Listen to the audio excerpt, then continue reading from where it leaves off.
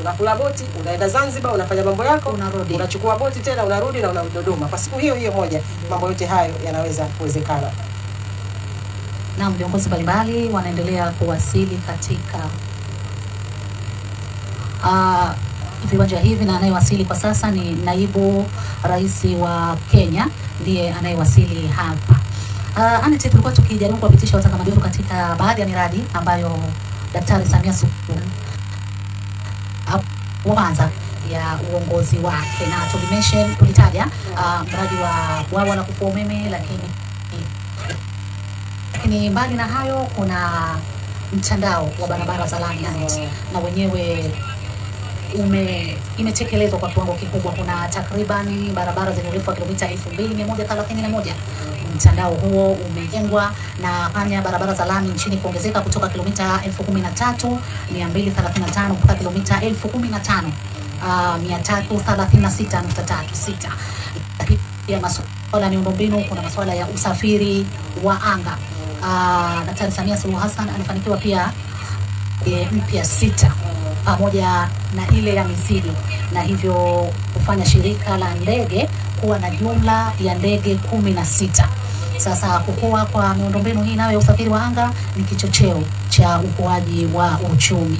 Lakini mambo mina yapo mengi ambayo yamefanyika hapa. Tunaendelea pia tumwambie mtazamaji wa TBC na ZDC kwamba pia tunaye mwenzetu, mtangazaji mwenzetu Amini Anthony Mgeni, ambaye naye bila shaka anayo machache ya kuzungumza wakati huu, ambapo anayo mengi ya kuzungumza wakati huu, tukiendelea kumsubiri Rais wa Jamhuri ya Muungano wa Tanzania aweze kuwasili katika viwanja hivi. Amini, mambo vipi? Naam, asante Aneti. Andrew, ni tukio la aina yake ambalo linaonesha majirani wakija hapa, na kama ambavyo tumekwisha kuona majirani ambao wamekwisha kuwasili, ama wengine ni majirani wa mbali lakini wako katika jumuiya za kikanda za Afrika Mashariki. Punde hapo tumemwona Profesa Kindiki, naibu rais wa Jamhuri ya Kenya, akija hapa. Uhusiano wa Kenya na Tanzania umekuwa ukiboreka wakati na wakati, na tangu wakati huo uliasisiwa na rais wa wakati huo hayati Kenyatta pamoja na Mwalimu Julius Kambarage Nyerere. Kwa hiyo miaka 60 baadaye bado unaona marafiki wakiwasili katika eneo hili, katika tukio ambalo sasa ataapishwa rais mteule wa Jamhuri ya Muungano wa Tanzania Daktari Samia Suluhu Hassan. Lakini pia tumemwona rais wa Somalia naye akiwa hapa. Hii inaashiria kwamba ushirikiano wa karibu na lakini kuungana mkono katika kuhakikisha kwamba sasa nchi inapata uongozi, na wengi kushuhudia tu, lakini ina maana kubwa sana katika wakati wa uapisho kuona marais wa nchi mbalimbali wakija. Kwanza inaonekana kuunga mkono, lakini pili kusema kwamba tuko pamoja na nyie, chochote mtakachopanga tutakuwa na tutashirikiana. Kama unavyojua mataifa haya yamekuwa na ushirikiano wa kibiashara ambao unaleta taswira ya mataifa haya. Wa Kenya wako Tanzania, wa Tanzania wako Kenya, na kuna shughuli ambazo zinaendelea. Lakini pia tumekuwa na mahusiano ya kidiplomasia ya muda mrefu, na ikumbukwe tu kwamba Tanzania iliamua kufanya mageuzi katika masuala ya kidiplomasia, ikiwemo kurekebisha sera yenyewe na kuzindua sera mpya ya mambo ya nje. Hii ikionyesha taswira ya Tanzania kuendana na wakati, na hao unaona hapo ni wanadiplomasia mbalimbali kutoka mataifa mbalimbali wakiwa hapa. Hii ikiashiria kwamba zoezi lenyewe hili limeungwa mkono ama lina uwakilishi kutoka katika mataifa mbalimbali. Na wanaonekana hapo ni baadhi ya wagombea. Amemwona Ngombale pale ambaye katika harakati zenyewe alikuwa akionyesha sana kubana kinadoyo pale ambao ndio walikuwa wagombea wakiwa hapo. Na basi ni kupa wakati sasa wa kusikia kinachoendelea wakati tukisubiri mambo yenyewe. Kabisa wamevalia mavazi maalum ya shughuli yenyewe. Na labda turudi kwa mwenzetu kutoka Jeshi la Wananchi wa Tanzania, tueleze tu mawili matatu kwamba ikifika wakati huo vyombo vya ulinzi na usalama viko hapa, tafsiri yake hasa nini? Naam, tafsiri yake ni kwamba sasa Mheshimiwa Rais wa Jamhuri ya Muungano wa Tanzania na Amiri Jeshi Mkuu anatarajiwa kuwasili, kwa hiyo wako tayari kumpokea Mheshimiwa Rais.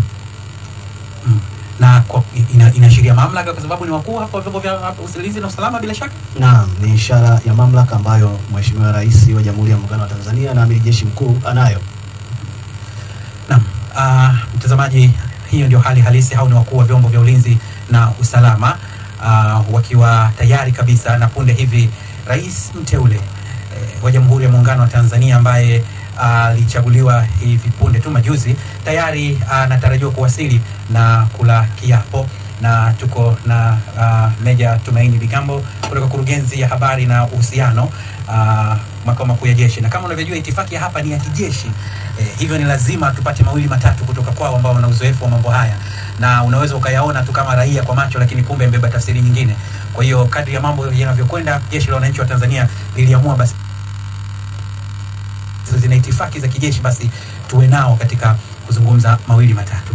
Nikukumbushe tu wageni mbalimbali wamekwisha kuwasili hapa, na hao naona ni miongoni mwa Watanzania wakiwa wamewasili hapa. Wengine ni wabunge wateule tayari wako hapa, wengine kura zimetosha tayari wako Dodoma, na bila shaka wakitoka hapa sasa ni kujisajili kwa wabunge, na baadaye ratiba nyingine zitafuata. Lakini kubwa kuliko yote ni ratiba ya leo ambayo Watanzania wengi ndani na nje ya mipaka wanaishuhudia, kuapishwa kwa rais mteule wa Jamhuri ya Muungano wa Tanzania Daktari Samia Suluhu Hassan. Na mara baada ya shughuli ya leo neno mteule litafutika kwa sababu sasa atakuwa amekwisha kula kiapo. Lakini pia makamu wa rais mteule Daktari Emmanuel John Nchimbi naye atakula kiapo, ikiashiria hii ni kumbukumbu muhimu. Na wakumbusha tu, kwa mara ya kwanza katika historia ya Jamhuri ya Muungano wa Tanzania, kwa mara ya kwanza rais mwanamke anakula kiapo kwa rais wa Jamhuri ya Muungano wa Tanzania mara baada ya uchaguzi. Nikukumbushe tu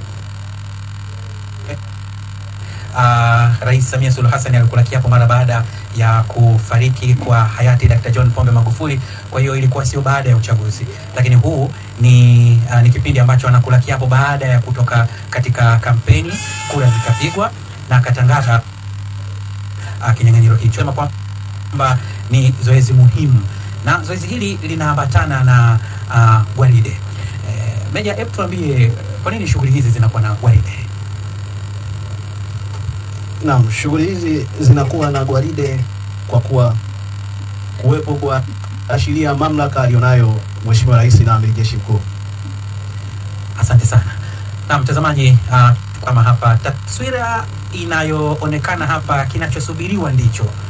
Ingekuwa kule ni pwani, wanasema sasa mkoko umealeka maua, na shughuli inaonekana sasa inakaribia, na pikipiki hizo zikiwa zimepamba magari hayo maalumu, msafara wa Daktari Samia Suluhu Hassan tayari kwa kuja kula kiapo. Na hapa ni Chamwino, Chamwino Ikulu zimejengwa, zinaingia katika Ikulu ya Chamwino, na ni miongoni mwa ikulu ambazo ni kubwa na zinaweza zikawa ni moja ya ikulu kubwa katika Afrika na zenye upekee. Humo ndani kuna mbuga za wanyama, kuna shughuli mbalimbali. Ni ikulu ambayo Tanzania inaweka taswira, na hii ndio ikulu ya kwanza Tanzania kujenga kwa fedha zake yenyewe. Ikulu ya Dar es Salaam ilikuwa ni fedha ambazo zimetokana, ni ikulu ambayo ina historia ya mkoloni, lakini hii ni tafsiri ya Tanzania huru, kwamba sasa Tanzania imejenga ikulu kwa fedha zake. Leo ni shughuli maalum ya kuapishwa kwa rais wa Jamhuri ya Muungano wa Tanzania Samia Suluhu Hassan na makamu wa rais Daktari Emmanuel Nchimbi na wasili hapa katika ikiwa ni tayari kabisa kwa shughuli hii kutoka mataifa rafiki. Nasema ni mataifa rafiki kwa sababu huwa mataifa rafiki yanaalikana na kufanya jambo lake. Kwa hiyo naweza kusema kwamba sasa wanashuhudia, watasalimiana na watampa pongezi. Na hii ni pikipiki maalum zile zikiwa zina shughuli yenyewe kuhakikisha kwamba sasa mambo yamekuwa tayari. Hii ni zoezi lililosubiriwa mara baada ya Tume Huru ya Taifa ya Uchaguzi kutangaza mshindi na kukabidhi vyeti maalum na kukabidhi cheti maalum kwa mshindi ambaye alishinda kwa 97.66. Zoezi lililotarajiwa ni kuapishwa kwa rais wa Jamhuri ya Muungano wa Tanzania mara baada ya kupewa hati ile ya ushindi, na zoezi linafanyika hapa Ikulu ya Chamwino, na tayari kabisa gari hilo linaonyesha lina bendera ya rais na lina kwa lugha ya Kimombo wanasema plate number, lakini kibao cha mbele ya gari kikiwa na nembo ya rais. Na kwa nini bendera bado inapepea? Kwa kawaida katiba ya Jamhuri ya Muungano wa Tanzania ni kwamba rais aliyoko madarakani atakoma kuwa rais wakati wa kula kiapo, pale anapokula kiapo, ama sivyo afande? Naam, mlichokisema ni sahihi kabisa. Madaraka yake yanakoma bendera itashushwa, lakini akishakula kiapo anaanza kipindi kingine. Naam, basi mtazamaji, ni kuachie sasa itifaki ya shughuli ikiendelea, na kama nilivyokuambia mkoko umealeka maua, basi tushuhudie mambo yanavyokwenda.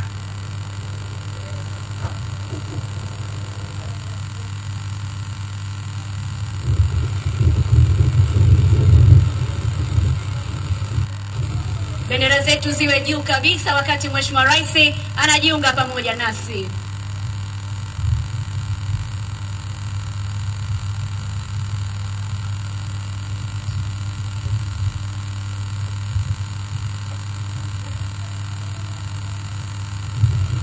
Rais wa Jamhuri ya Muungano wa Tanzania na Amiri Jeshi Mkuu anawasili uwanjani hivi sasa. Shangwe, nderemo na vigelegele kwake.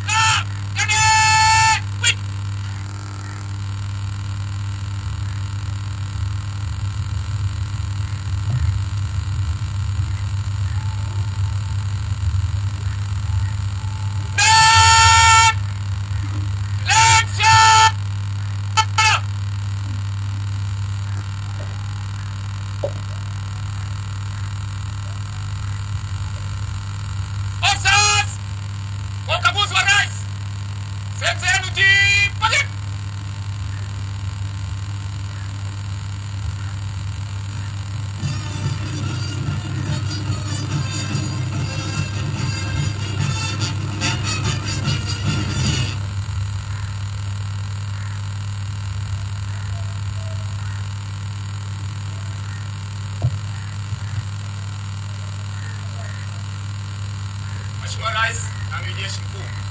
Gwaride rasmi lililoandaliwa na Jeshi la Ulinzi la Wananchi wa Tanzania liko tayari kwa ukaguzi wako, Mheshimiwa Rais.